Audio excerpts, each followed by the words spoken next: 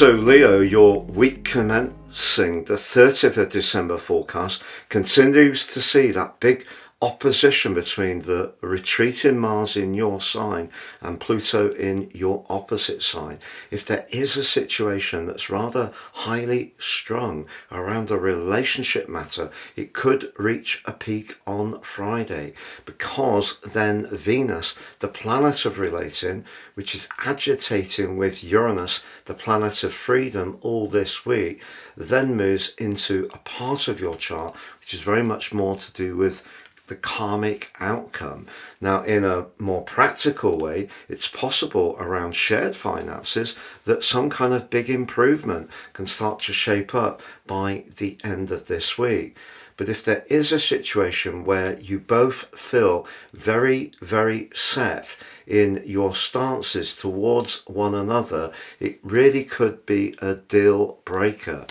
That said, at this time of the year, the sun is always occupying a very practical part of your situation, and as the week goes on, actually forges a great link with the ruler of the sign where the sun is, Saturn. So if you are going into the new year absolutely determined to make sure that everything's running as efficiently as possible, but particularly around your long-term finances, Venus moving to join up with Saturn towards the end of this week can be an asset. However, many of us can be tempted by the New Year's sales, and as the week draws to a close, even though Mercury emerges from its post-retrograde shadow on Friday, it does tangle with the rather confusing, potentially confusing energies of Neptune. So if there is something that really does gain your attention and you're tempted to splash out on it, I think one of the best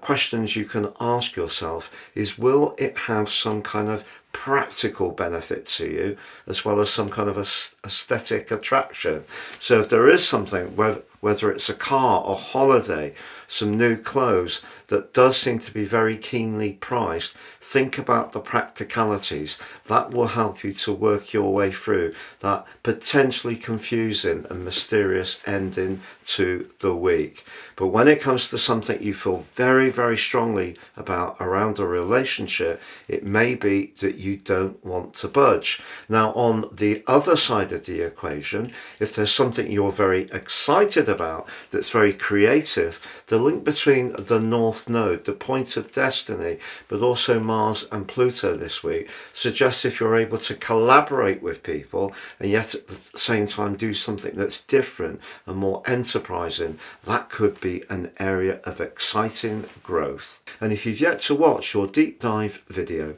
please see the link beneath this one.